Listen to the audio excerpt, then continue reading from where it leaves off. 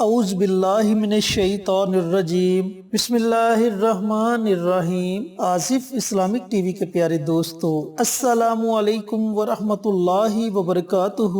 میرے پیارے بھائیوں اور میری پیاری بہنوں، رمضان المبارک کے 2 عشرے گزر چکے ہیں اور رمضان المبارک کا تیسرا عشرہ بھی اپنے آخری دنوں کو ہے۔ پیارے دوستو اور میری پیاری بہنوں، یہ عشرہ بڑی فضیلت والا عشرہ ہے، کیونکہ اس عشرے میں میرے بھائی مساجد میں اور میری محترم مائیں بہنیں اپنے گھروں میں اعتکاف کرتے ہیں اور اللہ تعالیٰ کو راضی کرنے کی کوشش کرتے ہیں۔ یہ ایسا عشرہ ہے جس میں اللہ تعالیٰ نے مسلمانوں کو قرآن پاک کا تحفہ عطا کیا، اور اسی عشرے میں اللہ تعالیٰ نے پیارے نبی صلی اللہ علیہ وآلہ وسلم کی امت کو لیلۃ القدر کا بھی تحفہ عطا کیا۔ حضرت انس بن مالک رضی اللہ تعالیٰ عنہ بیان کرتے ہیں کہ رسول اللہ صلی اللہ علیہ وآلہ وسلم کو ساری مخلوق کی عمریں دکھائی گئی۔ آپ صلی اللہ علیہ وآلہ وسلم نے اپنی امت کی عمر سب سے چھوٹی پائیں تو غمگین ہو گئے کہ میرے امتی اپنی کم عمری کی وجہ سے پہلے کی امتوں کے جتنے نیک اعمال نہیں کر سکیں گے، تو فوراً اللہ تعالیٰ نے حضرت جبرائیل علیہ السلام کو بھیجا اور آپ صلی اللہ علیہ وآلہ وسلم کو شب قدر عطا فرمائی۔ شب قدر کی اتنی زیادہ فضیلت ہے کہ اللہ تعالیٰ نے فرمایا کہ تم کیا جانو کہ شب قدر کیا ہے۔ شب قدر 1000 مہینوں سے افضل رات ہے۔ اس رات میں ملائکہ اپنے رب کے حکم پر روح زمین پر اترتے ہیں، اور یہ رات سراسر سلامتی کی رات ہے طلوع آفتاب تک۔ تو میرے پیارے بھائیوں اور میری پیاری بہنوں، اتنی زیادہ فضیلت ہے شب قدر کی، جو بندہ خشوع خضوع کے ساتھ اور اجر ثواب کی نیت سے اس رات میں عبادت کرتا ہے، اسے 83 سال اور 4 ماہ کی عبادت کے برابر ثواب ملتا ہے، اور اللہ تعالیٰ کی شان کہ اللہ تعالیٰ اس سے بھی زیادہ اجر عطا فرما دے۔ نبی پاک صلی اللہ علیہ وآلہ وسلم نے فرمایا کہ شب قدر کو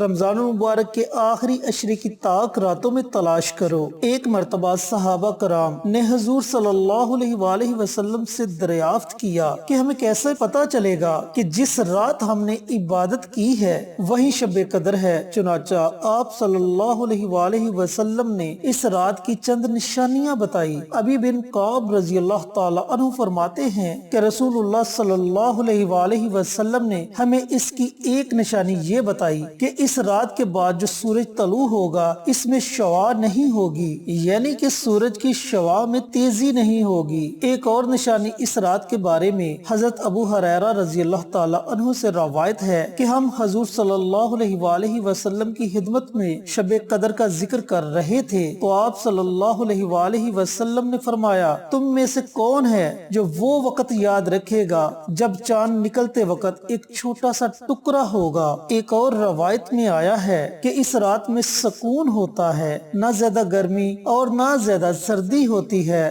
آسمان روشن اور صاف ہوتا ہے، اور اس کی صبح کو سورج کی شعائیں ہلکی ہوتی ہیں۔ تو پیارے دوستو، اللہ تعالیٰ نے اپنی مرضی کے تحت شب قدر کو پوشیدہ رکھا ہے، لہٰذا ہمیں یقین کے ساتھ نہیں معلوم کہ شب قدر کون سی رات ہوتی ہے۔ فرمان مصطفیٰ صلی اللہ علیہ وآلہ وسلم تو یہی ہے کہ شب قدر کو رمضان المبارک کے آخری عشرے کی طاق راتوں میں تلاش کرو۔ اگرچہ بزرگان دین اور مفسرین و محدثین رحمت اللہ علیہ کا شب قدر کے تعین میں اختلاف ہے، تاہم باری اکثریت کی یہ رائے یہی ہے کہ ہر سال ماہ رمضان المبارک کی 27ویں شب ہی شب قدر ہے۔ تو میرے پیارے بھائیوں اور میری پیاری بہنوں، آج میں آپ کے ساتھ 27ویں شب کا ایک بہت ہی خاص عمل شیئر کروں گا۔ اس عمل کو اگر آپ نماز تہجد کے وقت کرتے ہیں تو اللہ تعالیٰ کی رحمتیں آپ پر اور زیادہ موسلا دھار بارش کی طرح برسیں گی، اور ویسے بھی یہ رات سراسر سلامتی کی رات ہے۔ اس رات میں اللہ تعالیٰ کے فرشتے بندوں کو پکار پکار کر کہتے ہیں،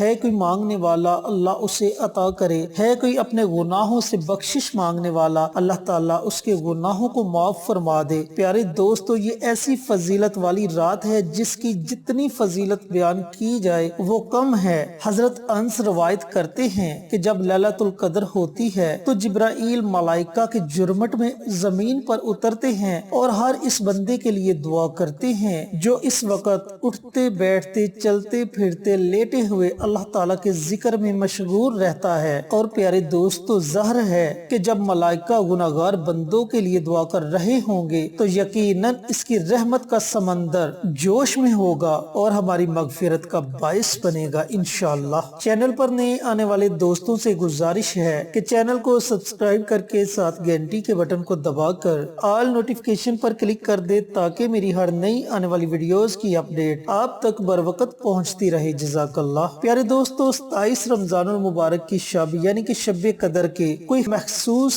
اعمال تو نہیں، لہٰذا اس رات کے بارے میں یہی کہا گیا ہے کہ زیادہ سے زیادہ عبادت کرے، زیادہ سے زیادہ توبہ استغفار کرے، زیادہ سے زیادہ اللہ رب العزت سے دعائیں مانگے اور زیادہ سے زیادہ نوافل پڑھے۔ لیکن بزرگان دین نے کچھ عمل بتائے کہ جن کے کرنے سے اللہ تعالیٰ اپنے بندے کی دعاؤں کو سنتا ہے اور قبول کرتا ہے، تو انہی میں سے میں آج آپ کے ساتھ ایک چھوٹا سا عمل شیئر کروں گا۔ عمل کو پوری توجہ کے ساتھ سن لیں کہ آپ نے شب قدر کی رات 2 نوافل ادا کرنے ہیں۔ یہ 2 نوافل آپ نے صلاۃ الحاجت کے پڑھنے ہیں۔ ان نوافل کو آپ نے اس طریقے سے ادا کرنا ہے: پہلی رکعت میں سورۃ فاتحہ کے بعد آپ نے 3 مرتبہ سورۃ قدر پڑھنی ہے اور 21 مرتبہ سورۃ اخلاص پڑھنی ہے۔ دوسری رکعت میں بھی آپ نے اسی طریقے سے سورۃ فاتحہ کے بعد 3 مرتبہ سورۃ القدر پڑھنی ہے اور 21 مرتبہ سورۃ اخلاص پڑھنی ہے۔ پھر سلام پھیرنے کے بعد آپ نے اسی جگہ بیٹھے رہنا ہے۔ پیارے دوستو، یہاں ایک بات ذرا نوٹ کر لیجئے کہ اگر آپ کو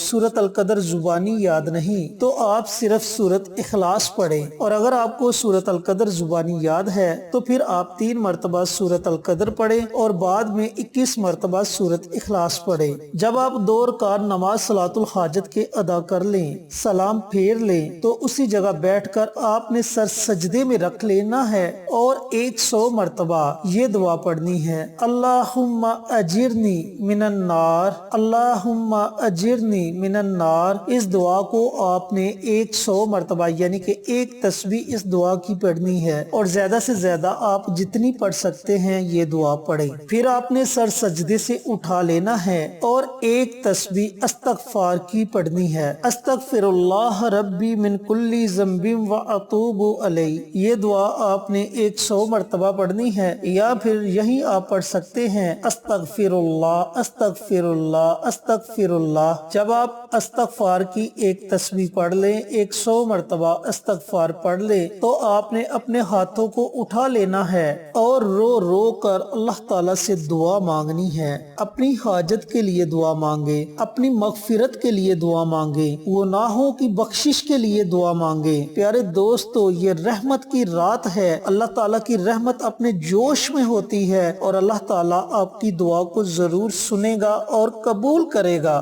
دعا کو رو رو کر عاجزی کے ساتھ مانگے، کیونکہ حدیث پاک میں ہے کہ جب بندہ اللہ تعالیٰ کے حضور سچے دل سے دعا مانگتا ہے، گناہوں سے توبہ کرتا ہے، تو اس کی آنکھ سے گرا ہوا ایک آنسو جہنم کی آگ کو ٹھنڈا کر دیتا ہے اور اللہ تعالیٰ اس کے تمام گناہوں کو معاف فرما دیتا ہے۔ تو اللہ تعالیٰ سے دعا گو ہوں کہ اللہ پاک اس رات مجھے بھی اور آپ تمام سامعین کو خشوع خضوع کے ساتھ عبادت کرنے کی توفیق عطا فرمائے، اور اللہ تعالیٰ سے اپنے گناہوں کی معافی مانگنے کی توفیق عطا فرمائے، تاکہ ہماری دنیا بھی سنور جائے اور ہماری آخرت بھی سنور جائے۔ اس ناچیز سے بندے کو اپنی دعاؤں میں یاد رکھیے گا۔ انشاءاللہ پھر کسی نئی ویڈیو کے ساتھ اچھے اچھے وظائف کے ساتھ آپ کی خدمت میں حاضر ہوں گے۔ تب تک کے لیے اجازت دیں۔ السلام علیکم ورحمۃ اللہ وبرکاتہ۔